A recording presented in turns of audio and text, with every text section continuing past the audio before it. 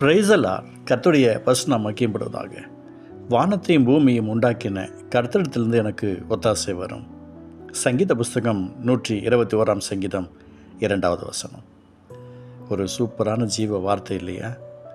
வானத்தையும் பூமியையும் உண்டாக்கின கர்த்தரிடத்திலிருந்து எனக்கு ஒத்தாசை வரும். நமக்கு ஒரு சப்போர்ட்டு வானத்தையும் பூமியும் உண்டாக்கின தேவனத்திலிருந்து வருகிறது.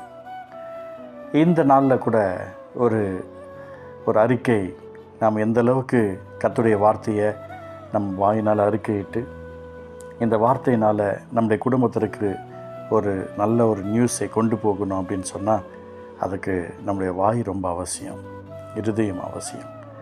ஏன்னா வானத்தையும் பூமியும் உண்டாக்கின கர்த்தரிடத்திலிருந்து எனக்கு ஒத்தாசை வரும். இந்த பைபிளை குறித்து சில விஷயங்கள் நமக்கு தெரிந்திருக்க வேண்டும். வேதத்தை குறித்து ஒன்றுமே தெரியாமல் இந்த வார்த்தையை நம்முடைய வாழ்க்கையில் கடந்து வருவதற்கு முடியாது. இயேசுவின் நாமத்தில் உங்களுக்கு நான் சொல்லுகிறேன், அந்த வானம் இந்த பூமி ஆண்டவர் எப்படி படைத்தார்? யாருக்காக படைத்தார்? எதற்காக நம்முடைய வாழ்க்கையில் நாம் செய்த பாவங்களுக்கும் அக்கிரமங்களுக்கும் அவர் தன்னையே ஜீவபலியாக கிருபாபலியாக ஒப்பு கொடுத்தார். அப்போது நமக்கு ஒத்தாசை தருவாரா? தர மாட்டாரா? தருவார்.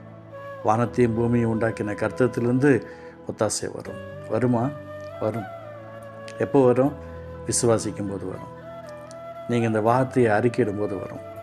இந்த வார்த்தையை சொல்லி சொல்லி சொல்லி ஜெபிக்கும் போது வரும்.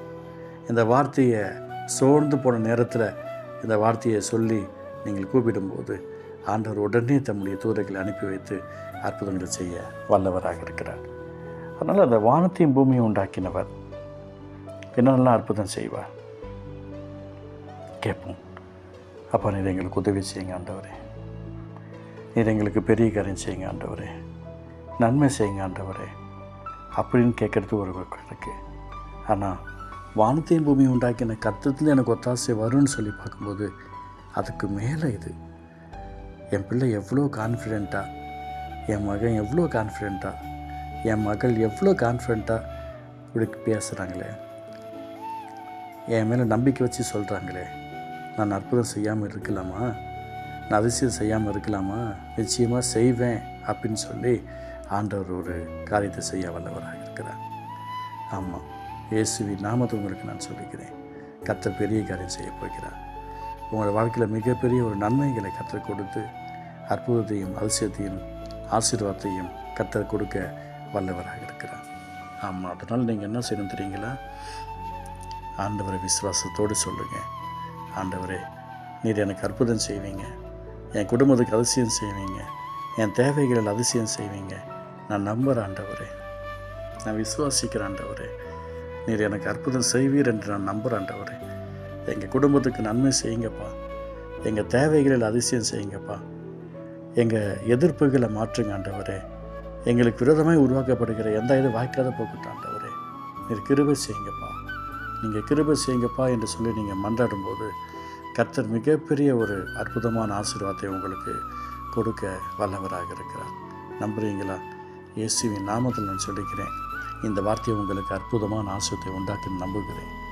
பரிசுத்த அன்பு தகப்பனே, வானத்தையும் பூமியும் உண்டாக்கின கர்த்தரிடத்தில் எனக்கு ஒத்தாசை வருன்ற வார்த்தையின் பிரகாரமாய் தேவன் அற்புதம் செய்வதற்கை ஸ்தோத்திரம், ஆசீர்வதிப்பதற்கை ஸ்தோத்திரம், பெரிய காரியம் செய்வதற்கை ஸ்தோத்திரம். இயேசுவின் நாமத்தினால யாரெல்லாம் அறிக்கிடுறாங்களோ, சின்ன பிள்ளைங்கள்லேருந்து பெரியவங்க வரைக்கும் யாரெல்லாம் ஏசப்பா எனக்கு அற்புதம் செய்வார்னு சொல்லுவாங்களோ அவங்களுக்கெல்லாம் அற்புதம் செய்யுங்க ஆண்டவரே, அதிசயம் செய்யுங்கப்பா, பெரிய காரியம் செய்யுங்கப்பா. நீங்கள் ஆசீர்வதிப்பதற்காக ஸ்தோத்திரம். அப்பா, நீ கைவிட மாட்டீர் ஆண்டவரே, நான் நம்புகிறேன். ஒவ்வொரு பிள்ளைகளுக்கும் நீர் அற்புதம் செய்வீர்னு நம்புகிறேன். திடீரென்று அவங்களோட தேவைகள் சந்திக்கப்படட்டும், தேகத்தில் பலன் உண்டாகட்டும், உள் உறுப்புகளில் சுகம் உண்டாகட்டும், உங்களுடைய பிள்ளைகளுக்கு விரோதமாக உருவாக்கப்படுகிற எந்த ஆயுதம் வாய்க்காது போகட்டும். அப்பா, நான் இந்த நாளில் இந்த வார்த்தை மூலமாக ஜெபிக்கிறேன் ஆண்டவரே, வானத்தையும் பூமியும் உண்டாக்கின கர்த்தரிடத்திலிருந்து எனக்கு ஒத்தாசை வரும்னு சொல்கிறாங்க. இந்த வார்த்தை யாருக்கெல்லாம் சரீரத்தில் பலவீனத்தோடும் சுகத்தோடு இருக்கிறாங்களோ அவங்களுக்கெல்லாம் இயேசுவின் நாமத்தினால பலன் தாங்கப்பா, சுகம் தாங்கப்பான்னு சொல்லி நாங்கள் ஜெபிக்கிறோம். இயேசு நல்ல பிதாவே, ஆமென்.